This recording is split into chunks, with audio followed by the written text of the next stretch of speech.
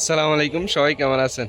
দেখেন পিছনে, এটা চট্টগ্রামের ভাটিয়ারির সেনাবাহিনী ক্যান্টনমেন্টের, যেটাকে বলা হয় গলফ এরিয়া। অনেক সুন্দর লাগতেছে ভিউটা।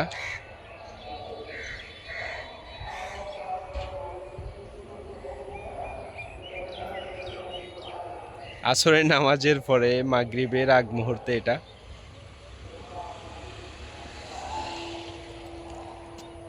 পিছনে দেখা যাচ্ছে এটা হচ্ছে ঢাকা চট্টগ্রাম রেল লাইন।